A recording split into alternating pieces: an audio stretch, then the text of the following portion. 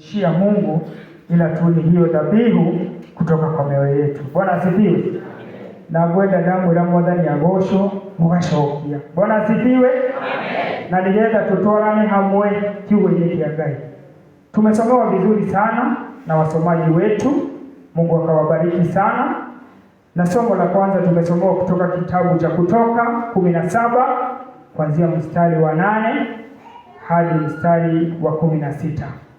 Na ningetaka turudi nyuma kidogo, tuanze katika mstari wa kwanza, na tunapata ya kwamba neno hili sio geni kwenu, labda kwa wakati mmoja ama mwingine mwahi kusikia, na ni neno nzuri. Ni wakati ambapo wana wa Israeli walikuwa jangwani, na tukianza hapo mwanzo tunapata ni wakati ambapo wana wa Israeli walikosa maji, na ikawa ni wakati ambapo walikuwa wakileta shida sana. Ni kwa sababu walikuwa wanaona ya kwamba sasa imefika wakati mwingine katika jangwa hakuna maji, na wakaona ya kwamba likana kwamba Mungu amewasahau. Na tunaona ya kwamba ni wakati ambapo wanatetesha Musa sana, wakimwambia ya kwamba wewe ulitutoa katika nchi ya Misri, utulete jangwani tuweze kuangamia. Bwana Yesu asifiwe. Tunaona ni wakati ambapo hao wana wa Israeli walikosa kuona kule ambako Mungu alikuwa amewatoa, wakakosa kuona yale Mungu alikuwa amewatendea, wakakosa kuona mambo makubwa ambayo Mungu alikuwa amewatendea, na wakawa wakujirudia, wakawa wakuona kana kwamba Mungu amewasahau. Na ndiposa tunaona wakimtetesha Musa, wakimweleza ya kwamba tazama, tuko jangwani, hakuna maji ya kupea mifugo yetu, hakuna maji ya kupea watoto wetu, na tunaona ya kwamba wakati huu sasa tunaenda kuangamia. Bwana Yesu asifiwe. Tunaona ya kwamba ni mambo ambayo yalikuwa ni mazito. Ni kwa sababu huyu Musa akiwa ni yeye alikuwa akiwaongoza, na sasa anaona ya kwamba wote wamemgeukia na kuona kana kwamba yeye na Mungu waliwaleta jangwani ili waweze kuangamia. Lakini tunaona Musa akichukua hatua ya kuenda na kumwongelesha Mungu. Akamuuliza Mungu, kwa sababu watu hawa wameanza kuteta, kwa sababu watu hawa hawanisikii, tutafanya namna gani? Na ndipo tunaona Mungu akimwambia Musa ya kwamba watafute wanaume ambao tutakuja nao, ukuje pamoja nao na tuweze kuona jinsi tutakavyofanya. Tunaona Musa akichukua hatua, akawatafuta wanaume, wakaandamana pamoja nao, na akaambiwa hata ile fimbo asiweze kuiwacha. Na tunaona ya kwamba wakati walipoenda wakapata mwamba, na ni hapo tunaona ya kwamba Musa akiambiwa augonge ule mwamba uweze kutoa maji. Bwana Yesu asifiwe. Lakini wakati aligonga ule mwamba, maji yaliweza kupatikana. Kwa hiyo katika ile hali ya hao wana wa Israeli kukosa kuwa wavumilivu, kukosa kumngoja Bwana, lakini bado Mungu alikuja kwa wakati unaofaa. Bwana Yesu asifiwe. Ambia jirani yako, ni vyema kumngoja Bwana. Ya kwamba katika hali hiyo ambayo ilikuwa ni ngumu, ya kwamba tunaona sasa mpaka wanatafuta mawe waweze kumpiga Musa, kwa sababu wamekosa kuwa patient. Wanatafuta jinsi wangefanya, kwa sababu wanaona Mungu wao ni kama aliwasahau. Tunaona katika neno la Mungu akisema ya kwamba hata ni kama Mungu alitusahau, hata ni kama hatuko pamoja na Mungu. Na tunaona ya kwamba hata wakati huo Mungu bado alikuwa pamoja nao. Ni vyema kumngoja Bwana. Bwana Yesu asifiwe. Na tunaona ya kwamba katika hiyo hali yote bado Mungu alijidhihirisha. Katika mambo haya yote bado Mungu alikuja kwa wakati unaofaa. Bwana Yesu asifiwe. Na sasa tunaingia katika neno letu la siku ya leo. The power of lifted hands. Ambia mwenzako, the power of lifted hands. Ya kwamba sasa hapa ndipo tunaingia katika ujumbe wetu wa siku ya leo. Nguvu ya mikono ambayo imeinuliwa kwa Bwana. Ya kwamba wakati huu ni wakati ambapo tunaona ni wakati ambapo hawa wana wa Israeli wamepewa maji, wamepata maji, na sasa wako katika their comfort zone. Ya kwamba sasa mashida ambazo walikuwa nazo wamezitoka. They are in their comfort zone. Na sasa tunapata ya kwamba katika their comfort zone kumetokea jambo lingine, ambayo sasa kuna vita ambayo iko mbele yao, na hii vita ambayo iko mbele yao ni ya Waamaleki. Na kabla hatujaingia katika hiyo vita, tunaona ya kwamba Amaleki alikuwa ni mjukuu wa Esau, na tunaona ya kwamba hawa Waamaleki walikuwa wamekaa jangwani kwa miaka mingi, na hiyo jangwa ilikuwa ni kama ni yao. Na tukitazama tunaona ya kwamba uadui huu wao haujaanza saa hizi, ulikuwa umeanza kitambo.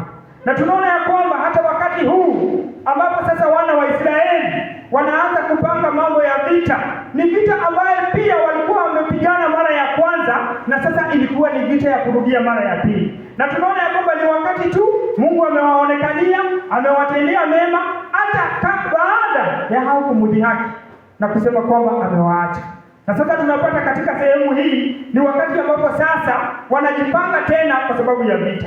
Na hapa ndipo tunaona ya kwamba Musa sasa akiwaita, akichukua Joshua, akiita Haroni na Huri na kuwaeleza ya kwamba kuna vita ambayo iko mbele yetu, na hii vita ni yetu na Waamaleki. Na hapo ndipo tunaona ya kwamba Musa akichukua hatua akisema ya kwamba yeye ataweza kwenda mlimani na pamoja na Huri na pamoja na Haruni, na akamwambia Joshua naye aweze kutafuta wanaume ambao wangeweza kwenda vitani.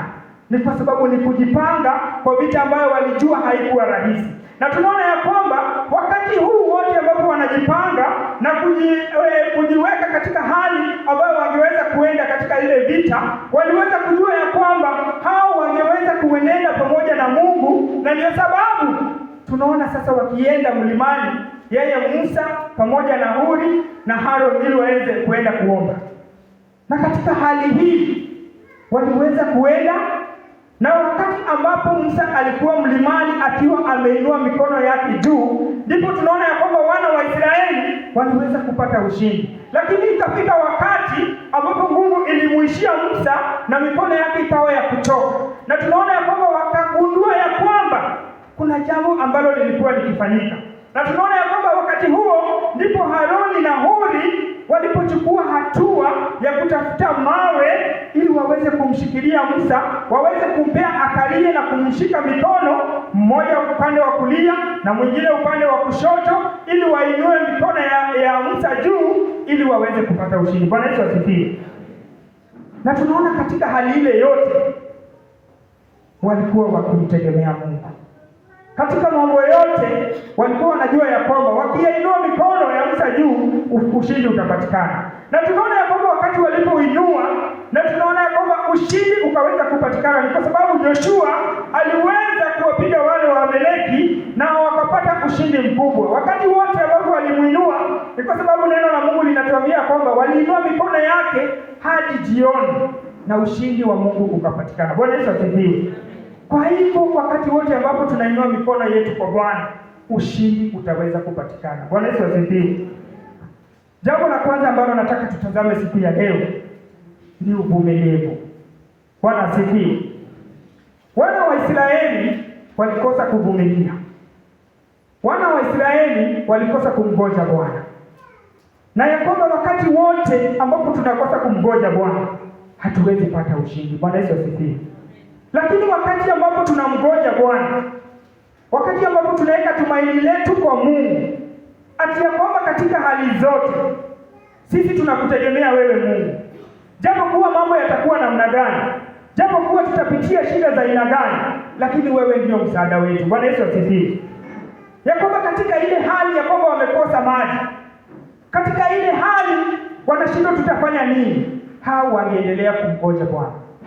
Haijalishi wewe umepitia mambo ya aina gani, haijalishi wewe umeona mambo ya aina gani katika maisha yako, lakini wewe endelea kumgoja Bwana. Bwana Yesu asifiwe. Wale wote wanamgoja Bwana, Mungu huja kwa wakati unaofaa. Mungu hujibu maombi yetu kwa wakati unaofaa.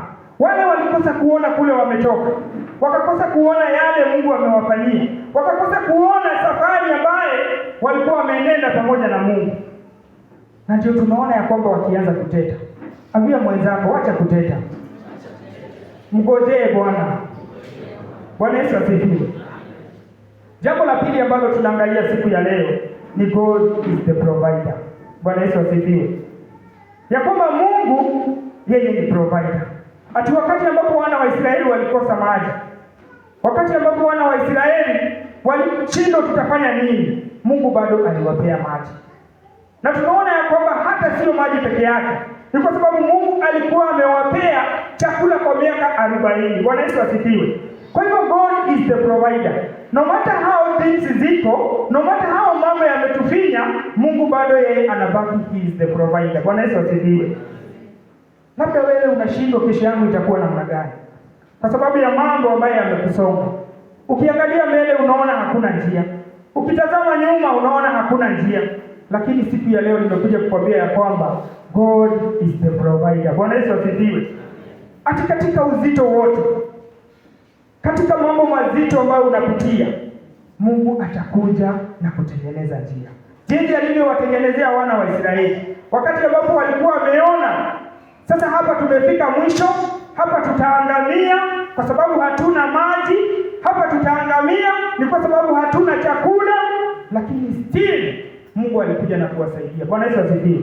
Hao waliweza kuteta, wakaweza kuona kana kwamba Mungu amewaacha, wakaona kana kwamba hawayuko pamoja na Mungu tena, lakini bado Mungu alikuja na kuwasaidia. Bwana Yesu asifiwe.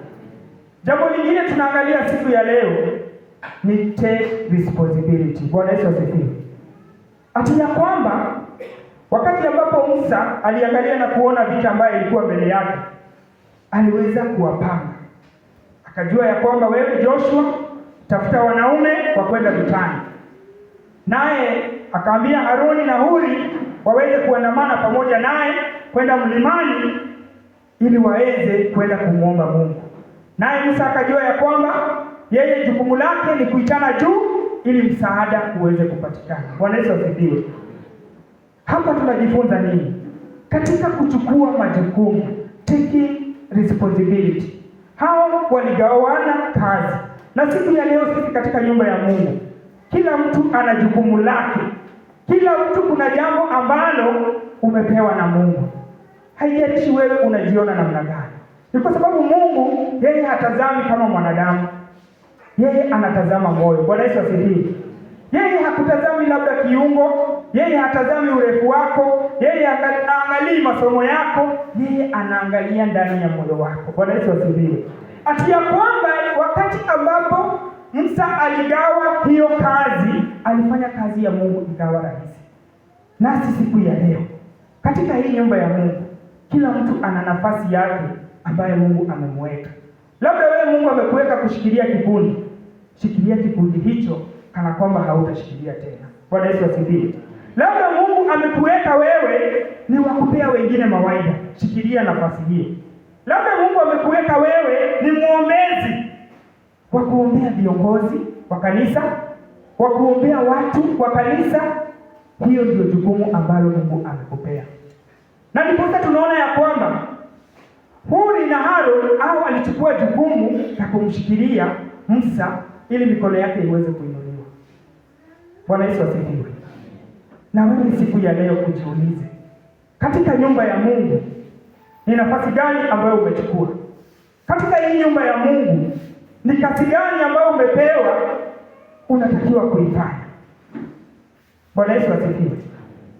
Na hapa nataka tuangalie kidogo kuhusu mtu mmoja ambaye alikuwa ana akili punguani. Na kwa hiyo mwana modo utali na akili tegogo ama wazimu. Bwana Yesu asifiwe. Kwa hiyo ndio wewe naone tozi tukimenyana. Hemogoroki, asante sana. Mwenda wazimu. Na kulikuwa na mwenda wazimu mahali pamoja. Huyu mwenda wazimu aliweza kuenda mahali walikuwa kukijengwa nyumba. Na hii nyumba ilikuwa ni ya ghorofa 10. Na ilikuwa haijaisha. Huyu mwenda wazimu akaweza kupanda juu kwa hiyo nyumba. Wakati alifika katika hiyo nyumba juu, ghorofa ya 10, akaweza kutazama chini, na akili zake ni kwa sababu hazikuwa timamu. Akafikiria huwa naona ndege ikipuruka ikiwa angani. Akasema na si hata mimi naweza ruka. nione kama naweza kupaa angani. Bwana Yesu asifiwe. Yeye na akili zake zilimuonesha hivyo. Lakini watu wakiwa chini, wakati walitazama juu, wakaona huyu mwanazimu amefikiria aje. Yeye akaulizwa, "Unafanya nini hapa?" Akasema, "Mimi pia nataka niruke jinsi huwa naona ndege zikipaa angani." Na hapo watu wakawa na shida sana, kwa sababu kila mtu alifikiria nitamsaidiaje huyu. Kila mtu akijaribu kumuongelesha, yeye hakuwa anasikiza. Alikuwa anasema tu nataka kuruka. Ya kwamba ikafika mahali mpaka sasa watu wa serikali wakaitwa waje wamsaidie ili aweze kutoka. Lakini wakitazama mahali hapo, mtu yote angejaribu kupanda, yule mwendawazimu angeweza kuruka. Bwana Yesu asifiwe.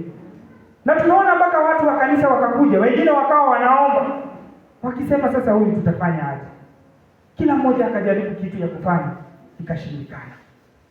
Wakakaa kwa masaa mengi, lakini bado wakashindwa. Na hapo tunaona ya kwamba mtu mwingine pia wazimu, ambaye akili yake haikuwa timamu, naye akakuja. Akapata watu wamejaa, wamejaribu la kufanya, wengine wanalia, wengine wanashindwa tufanye nini. Hakuna mtu anajua atafanya nini. Na tunaona ya kwamba huyu mwenda wazimu mwingine akatazama juu, akaona kuna mwenda wazimu anataka kujirusha. Na tunaweza tumia tu jina kama Wanderi, tuseme ule alikuwa juu, alikuwa anaitwa Wanderi. Akamwambia, "Wewe Wanderi, shuka hapo." Bwana Yesu asifiwe. Watu wakashindwa. Sisi tumemwongelesha, hasikii. Tumemwambia mambo mengi, hasikii. Sasa huyu naye wazimu mwingine ametoka wapi? Akamwambia, "Shuka." Akamwambia, "Hapana, sishuki. Mimi nataka kuruka." Na hapo tunaona ya kwamba watu wakaendelea kumtazama huyu mwingine akiongea na kumuignore, kwa sababu walijua sisi tumeongea, huyu hakuna kitu atasema. Na tunaona ya kwamba yule wazimu mwingine akamwambia, "Wanderi, shuka. Na kama hautashuka, nitatoa wembe." Si mnajua wembe? "Nitatoa wembe, nikate hii nyumba ianguke na wewe uangukie ndani." Bwana Yesu asifiwe. Akasema, "Shuka ama nikate hii nyumba ianguke." Yule Wanderi ambaye alikuwa juu akamwambia, "Oi, tafadhali na kuomba, usikate nyumba. Wacha nishuke. Sitaki kuanguka pamoja na nyumba." Bwana Yesu asifiwe. Na yule wazimu akaweza kushuka. Hili jambo ambalo watu walikuwa wamejaribu imeshindikana. Bwana Yesu asifiwe. Ambie mwenzako, wewe ni wa maana. Na Mungu anaweza kukutumia jinsi ulivyo. Haijalishi uko namna gani. Bwana Yesu asifiwe. Wale watu waliona huyu wazimu atatusaidia na nini? Lakini kumbe Mungu anaweza kumtumia. Bwana Yesu asifiwe. Yeye na wazimu wake, jambo ambalo lilikuwa limeshinda watu, jambo ambalo lilionekana likiwa ngumu, wale waliweza, yeye aliweza kumuongelesha na akaweza kuelewa na kushuka kwa ile nyumba. Hakuna mtu angefikiria ya kwamba huyu mwenda wazimu anaweza kuogopa ya kwamba hii nyumba inaweza kato ianguke. Bwana Yesu asifiwe. Kwa hivyo hata wewe ukiwa hapo, nafasi ambayo Mungu amekupea, jambo ambalo Mungu ametia ndani yako, ukilitumia litatumika kubadilisha wengi. Bwana Yesu asifiwe. Jinsi Mungu alivyowatumia wale kwa sababu ya kukubali kuchukua majukumu. Hata nasi siku ya leo tukikubali kuchukua majukumu, tukikubali yale ambayo tumepatiwa tufanye katika nyumba ya Mungu, naye Mungu ataenda pamoja nasi. Bwana Yesu asifiwe. Tunaona Mungu akiwasaidia hata baada ya wale wana wa Israeli kukosa kufanya mambo ambayo walikuwa wanatakiwa kufanya, lakini bado Mungu ni mwenye rehema. Ya kwamba walimdhihaki, wakasema ya kwamba sisi Mungu ni kama alituacha. They did not see where they had come from. Hawakuona yale Mungu alikuwa amewatendea. Lakini bado Mungu ni mwaminifu. Just imagine, ndio wametoka kumdhihaki, kumfanyia mambo, na bado wamekuja, bado wanawasaidia hata katika vita, bado wanasimama nao. Bwana Yesu asifiwe. Sisi letu siku ya leo ni kumrudia Mungu. Tuendelee kumuita Mungu aendelee kwenda pamoja nasi. Jambo lingine ambalo nataka tuangalie ni teamwork. Bwana Yesu asifiwe. Sijui kama tunaandamana. Ambia mwenzako teamwork. Wakati ambapo kulikuwa na ushirikiano kwa wana wa Israeli, wakati ambapo kila mmoja alishika nafasi yake, Musa akaenda mlimani, akainua mikono yake juu, Harun na Huri wakamshikilia, Joshua naye akawa vitani. Bwana Yesu asifiwe. Na hiyo ndio jambo ambalo tunatakana kufanya hata katika nyumba ya Mungu, ya kwamba katika nyumba ya Mungu tuweze kuwa na teamwork. Bwana Yesu asifiwe. Wewe Mungu amekuweka katika kitengo hicho. Wewe Mungu amekuweka katika hiyo group ambayo unashikilia. Either iwe ni ya youth, iwe ni ya PCMF, iwe ni ya nini, uchukue jukumu lako katika kikundi hicho. Bwana asifiwe. Ya kwamba yeye Mungu ndiye amekuweka katika kitengo hicho. Usiwe wa kuangalia na kusema wacha nione watafika wapi, wacha nione watafanya nini, wacha nione ikianguka. Haitaanguka, ni kwa sababu ni ya Mungu. Bwana Yesu asifiwe. Ya kwamba jinsi hawa wana wa Israeli walivyoungana wakiongozwa na Musa, nasi katika nyumba ya Mungu tuweze kushika kila mtu nafasi yake, tuweze kushikilia kazi ya Mungu, tuweze kuenenda kulingana na neno la Mungu vile linatueleza. Wakati mwingine katika maisha tunafika mahali mambo yanakuwa mazito zaidi, na tunaona kana kwamba tuko kwa vita. Lakini wewe kama Mkristo, ni hatua gani unachukua? Ni nafasi gani unashikilia? Wakati ambapo mambo inaharibika, wewe ni hatua gani ambayo wewe unachukua? Je, unaungana kuongoza watu katika njia nzuri, ama wewe unatoka katika wema wa Mungu? Heri Mungu akatusaidia ati ya kwamba kazi ya Mungu isiharibikie mikononi mwetu. Bwana Yesu asifiwe. Jambo lingine ambalo tunatakana kufanya ni kuchukua a step of faith. Ambia mwenzako a step of faith. Tunaona ya kwamba wana wa Israeli waliamini ya kwamba wakati ambapo watainua mikono yao juu, Mungu atawasikia. Tunaona wakati ambapo Musa ameinua mikono yake imechoka, na tunaona pale Haruni na Huri wakagundua ya kwamba kuna jambo ambalo haliendi vizuri. Wakagundua ya kwamba kuna jambo ambalo limetoka katika njia, kwa sababu walitazama wakaona ya kwamba wakati mikono ya Musa iko chini, hapo ndipo wana wa Israeli walianza kupigwa. Na tunaona ya kwamba hapo ndipo Huri na Harun wakatafuta mawe, wakatengeneza, wakamkaisha Musa, wakamshikilia mikono yake ikiwa juu, na ushindi ukapatikana. Bwana Yesu asifiwe. Na tunaona hapo ya kwamba it was a step of faith. Au waliamini ya kwamba mikono ya Musa ikiwa juu, ushindi wa Mungu utapatikana. Tukiinua mikono yetu juu hata siku ya leo, ushindi wa Mungu utapatikana. Bwana Yesu asifiwe. Wakati wote ambao unainua mikono na kumlilia Mungu, you are surrendering yourself to God. Bwana Yesu asifiwe. Na kuona ya kwamba sasa mimi siwezi, na kutazamia wewe Mungu. Na ndio tunaangalia leo dunia yetu, that is the power of lifted hands. Wakati wote hata wanajeshi wakiwa vitani, wakati wanainua mikono, inaonyesha ya kwamba you are surrendering yourself to God. Bwana Yesu asifiwe. Na hiyo ndio jambo ambalo Musa alifanya. Aliinua mikono yake juu. Na wakati aliinua mikono yake juu, by faith ambayo alikuwa nayo, ushindi ukapatikana. Bwana Yesu asifiwe. Ambia mwenzako surrender yourself to God. Wakati wote ambao unajipeana kwa Mungu, Mungu hawezi kukuaibisha. Wakati wote ambapo unakosa kujiona, unakosa kuona jinsi wewe ulivyo, unasema ya kwamba I'm surrendering myself to you God. Jambo ambalo utataka kufanya na mimi, Mungu tenda na mimi. Bwana Yesu asifiwe. God will never leave you. Kwa sababu ya kwanza wewe umejikana, ukasema ya kwamba ni wewe Mungu nataka kuenenda pamoja na wewe.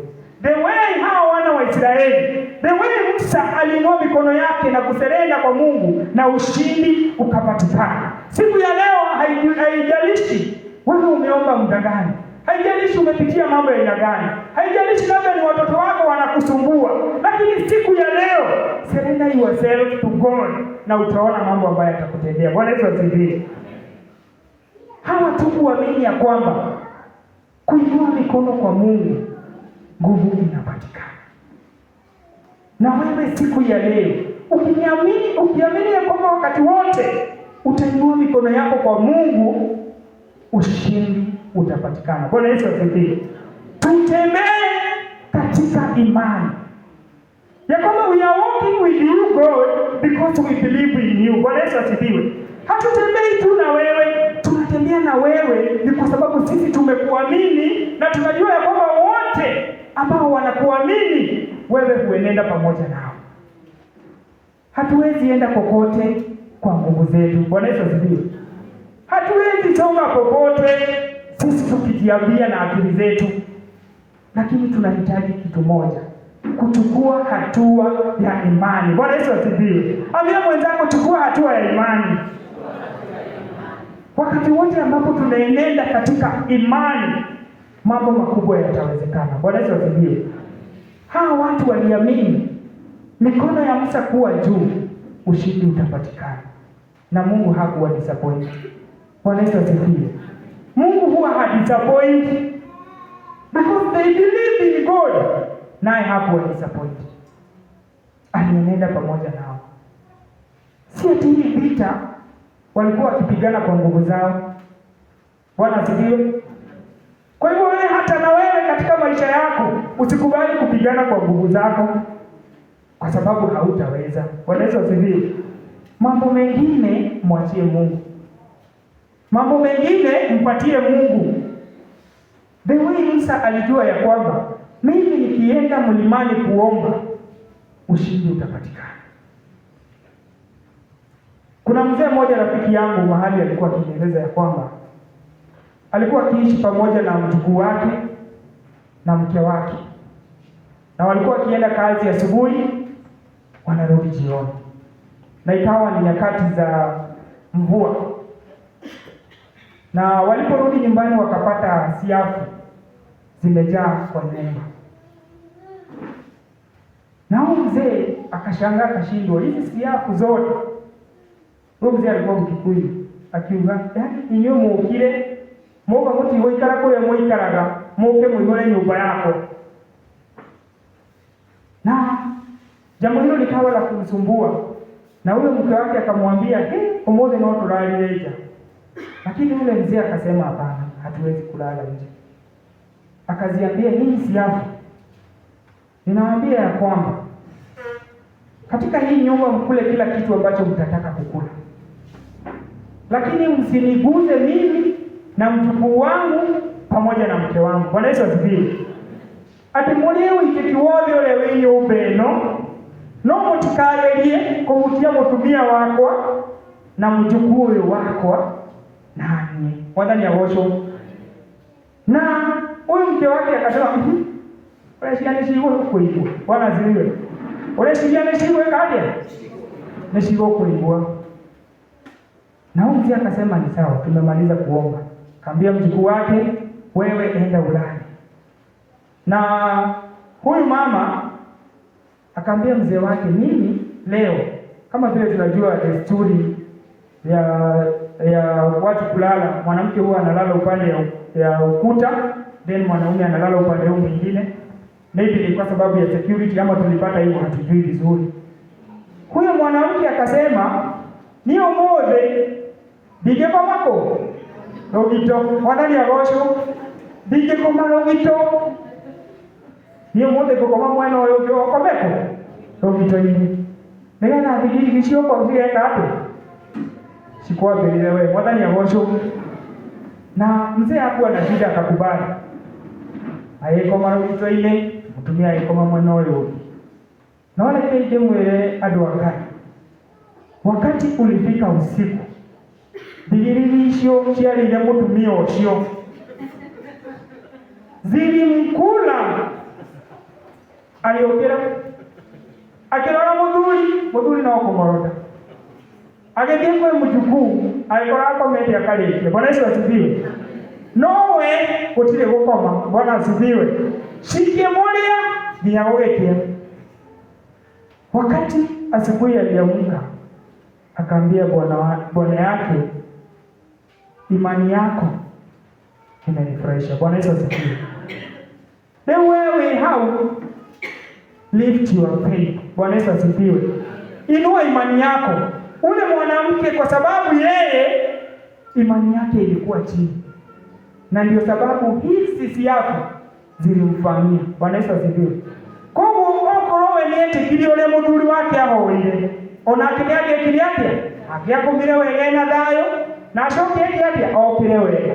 None we arokira ari tutuko mugima na ushine bililisho shikiuma hotiare digilio nemwe. Bwana Yesu asifiwe. Nishidile zilisikia ile maneno yule mzee alisema. Kwa hivyo wakati mwingine mambo mengine tunaifanya kwa sababu ya kuamini. Wakati tunaamini ya kwamba mambo yanawezekana, hakika itawezekana. Wakati tunaambia mioyo yetu sisi tumejiachilia kwako Bwana, ni kwa sababu wewe ndio msaada wetu, hakika ushindi utapatikana. Bwana Yesu asifiwe. Wakati mwingine sisi tunashindwa kwa sababu maita maidinzo tuhoya gai none tuleshia leo gai aliaga kutusaidia haya tuwe kati. Hapo ndipo tunaangukia. Atinulera gai ndirenda ciana kwa shido no ugashoka ukadia kweyoria tiriri na tando ndirenda mwana wako athie university school fees yekuma kile wewe gai ni urenda mwana athome kule school fees yekumali eti gai oye. Bwana Yesu asifiwe. Kwa hivyo tutembee kwa imani. Let us lift our faith. Tuinue imani yetu kwa Bwana na kujua ya kwamba hizi vita sio vyetu. Maono maneno tutagihota gai wewe hotaga. Bwana Yesu asifiwe. Mambo haya yanatufinya na tunaona kana kwamba hatuwezi. Wewe Mungu unafanya nini? Unaweza. Reke tuile kagererie hali gai. Na rĩrĩa twerekereria harĩ Ngai ũhotani nĩ ũrĩonekaga. Rĩrĩa tweneana harĩ Ngai ũhotani nĩ ũrĩonekaga.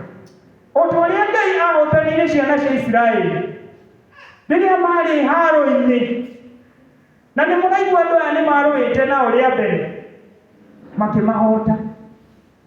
Tunapata hiyo neno katika Deuteronomy 25:17 and 18. Inatuambia ya kwamba ni Mungu anawakumbusha ya kwamba mkumbuke hao Waamaleki jinsi walivyowafanyia wakati mlikuwa mnatoka Misri. Maumete Misri manogete walikuwa wamechoka, lakini hao wakachika advantage wakawapiga vibaya sana wana wa Israeli. Na leo unaona ni haro litaliakile na bado Mungu akawashinda. Bwana Yesu asifiwe.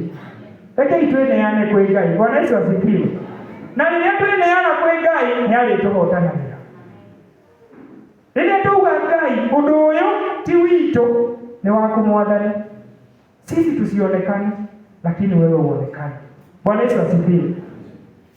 Jambo lingine nataka tuangalie ni maombi. Ati wakati wote ambapo wewe ni Mkristo unatakiwa uwe mtu wa kuomba. Musa ni amenire hivi nihudi kuitana igoro. Akajua ya kwamba kuna vita iko mbele yangu. Jambo ambalo natakana kufanya ni kuomba. Wakati Yesu alijua amekaribia kwenda kusulubishwa, alichukua hatua ya kuomba. Leo wewe Mkristo wa mwenye wa umuthi, jambo ambalo unatakana kufanya, kukue kuzuri, kukue kubaya, kuwa mtu wa kuomba. Bwana Yesu asifiwe. Adoni aliyemeta na gaigoro gainyama onekana. Watu wote ambao wamegundua siri ya kuomba hao wajui kushindwa ni nini. Bwana Yesu asifiwe. Wakati wote sisi tunajipeana kwa Mungu na tunaambia Mungu mapenzi yako yatendeke. Wakati mwingi sisi kama wanadamu nitohoa ya galimwe tunaambia Mungu ya kwamba sisi Mungu tunahitaji hiki na hiki. Na labda Mungu akitazama hiki kitu yenye tunataka kinaweza tufanya tutoke katika wema wa Mungu. Ngai akamenya gĩkĩ gĩgũkũnengera. Mwathani agocwo. No wambe ũkũre kiugo-inĩ gĩakwa, nĩgetha ona rĩrĩa ngakũhe kĩndũ gĩkĩ ndũkanaume wega-inĩ wako. Bwana asifiwe. Sisi tunakosa kuwa patient. Wakora mundu arauga ni hoyaga o hindi Ngai ndajiguaga.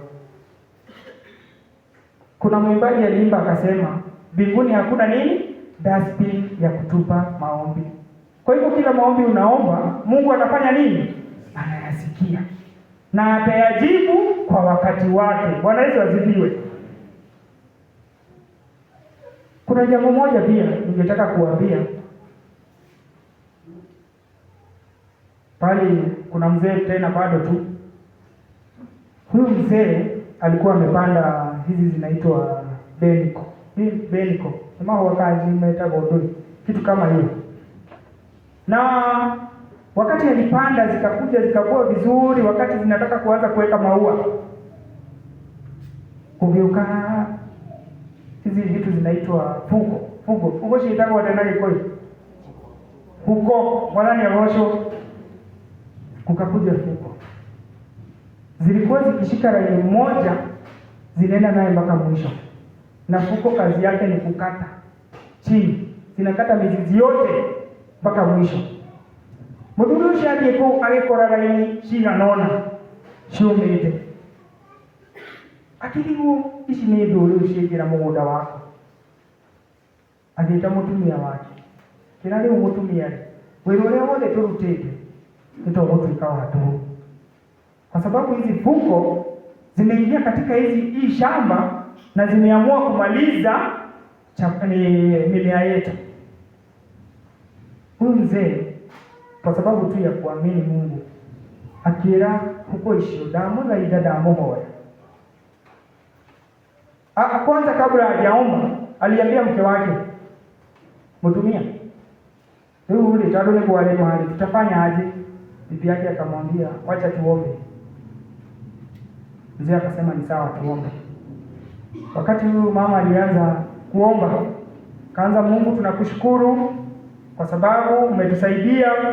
Muthuri akimwĩra hau. Wacha kuomba. Bwana Yesu asifiwe. Mutumia akirigo muthuri ukaishiria ati. Akiuga, "Nyinyi fuko katika jina la Yesu nawaambia hivi.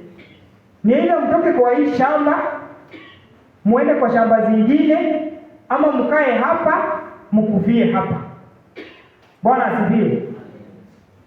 Aidha mtoke kwa hii shamba muende ama mbaki kwa hii shamba na mkufie hapa, lakini hamtaharibu hii mimea tena.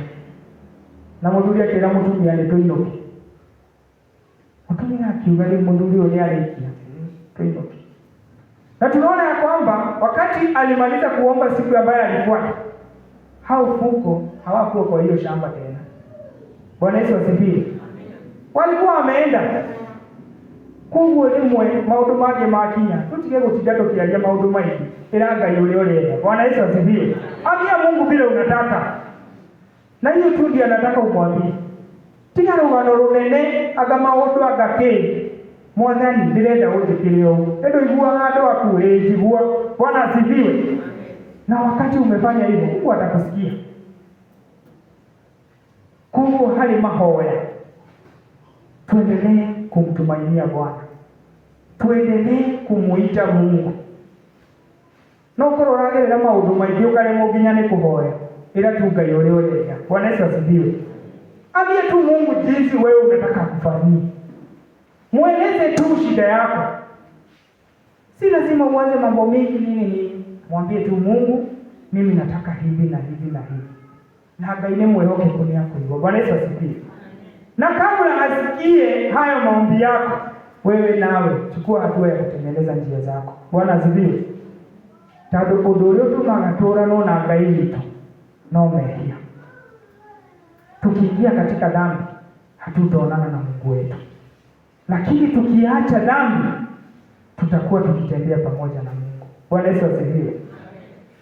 Etikira gũtiga mehia, etikira gũtiga maũndũ mothe moru, wetikira gwĩtheria na gũthiaga njĩra-inĩ cia Ngai. Bwana asifiwe. Tukiingia katika hiyo somo la pili ambalo tulipata katika kitabu cha Methali, Methali 3:1-8 inaongea tu jinsi watu wamekuwa wakusahau. Tunaambiwa sheria za Mungu kila wakati, lakini tunakuwa wakusahau.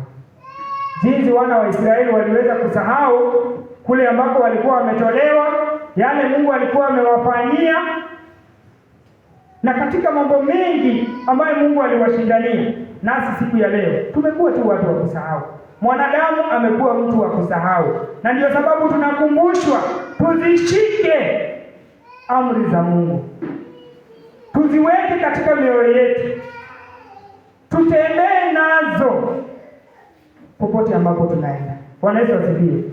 Wakati tutakubali kuzishika amri za Mungu, wakati ambapo tutakubali kuenenda pamoja na Mungu, wakati ambapo tutakubali neno la Mungu liwe la kutuongoza, hakika tutakuwa wa kuona mambo makubwa Mungu akitutendea. Bwana Yesu asifiwe. Tuitikire gudhie jira ileshi ya gari, kutembea katika utakatifu, ya kwamba katika mambo yote ambayo unaifanya wewe, ukiwa katika sehemu yako ya kazi, onadoagere ile kwenda adui muhonoku. Bwana asifiwe. Watu wakikutazama wanaona mtu ambaye anajuana na Mungu. Ona utamarute ile weida tadoni marona kiwoki ya gai ile yenye wako.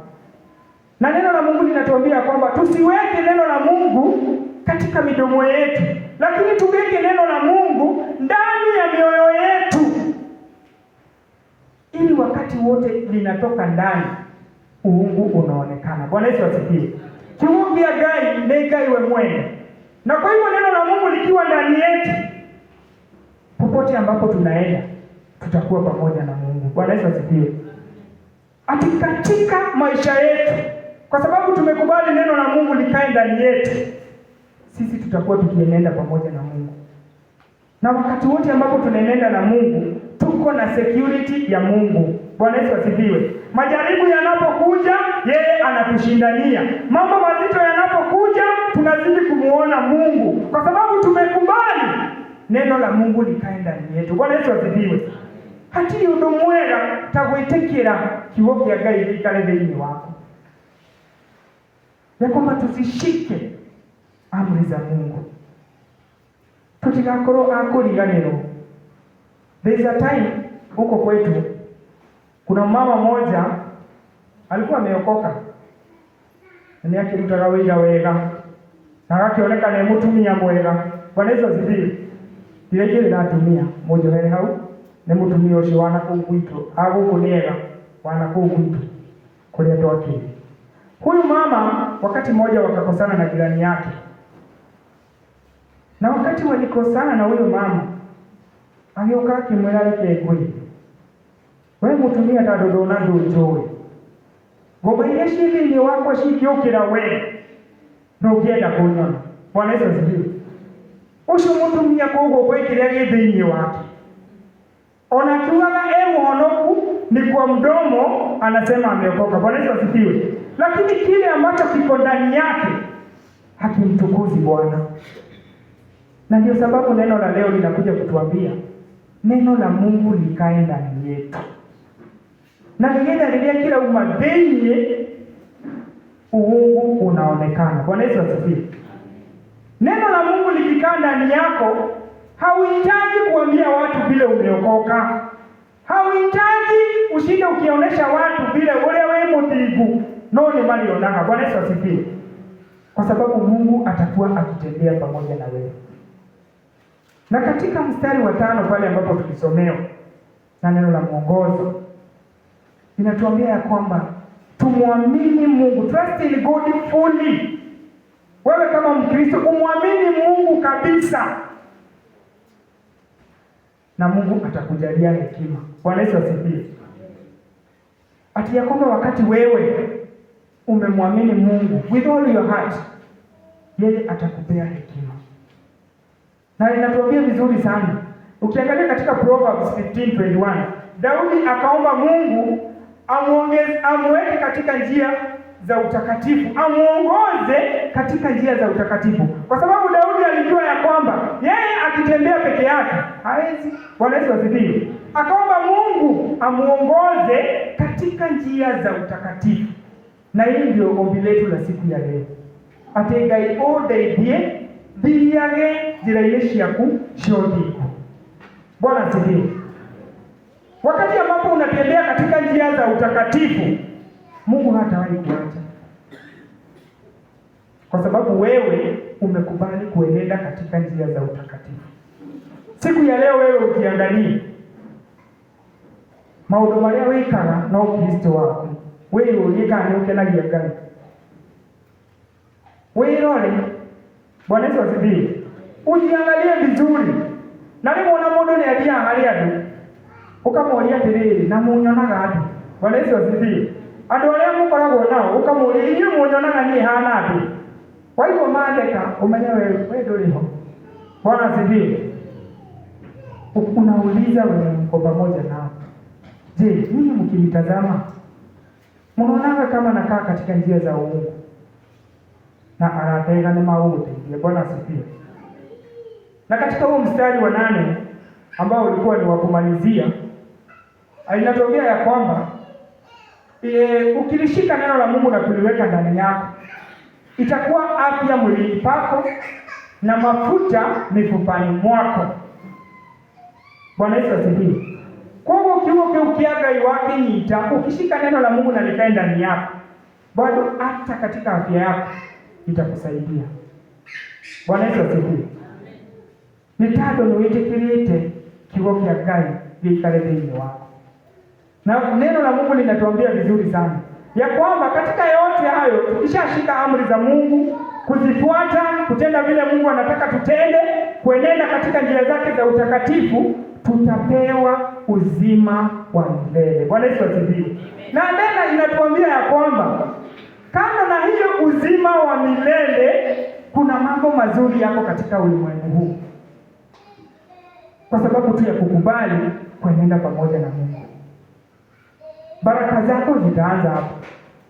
Utakuwa hauna pesa, none ubetoriri wa Ngai. Bwana asifiwe. Watu wakikutazama wanaona uko sawa. Ugakorwo nginya wina miaka mingi no makorora makona uri munini. Bwana asifiwe. Nitado ni gukorwo wina gwitikirika kwa Ngai, kwa sababu ya hiyo neno ambayo imekaa ndani yako, kwa sababu ya hiyo neno inachipuka ndani yako. Bwana Yesu asifiwe. Heri hiyo neno ikae ndani yetu. Heri Mungu akatusaidia tukatembea katika njia za uungu, ili katika maisha yetu tukazidi kushuhudia mambo mema, kwa sababu Mungu ni mwaminifu. Wale wote wanainua mikono yao na kumuita, yeye anawasikia. Bwana Yesu asifiwe. Jinsi alisikia wana wa Israeli na akawatendea makuu, hata wewe siku ya leo anakutendea. Bwana Yesu asifiwe. Sisi tujiachilie kwa Bwana. Kila mtu ajiangalie, aone ni wapi hajakaa vile neno la Mungu linatuambia. Na kama unasikia hujajaziwa neno la Mungu, uendelee kumuomba akujazie, ili neno hilo liwe la kukuongoza. Katika jina la Baba, la Mwana na la Roho Mtakatifu. Mbarikiwe.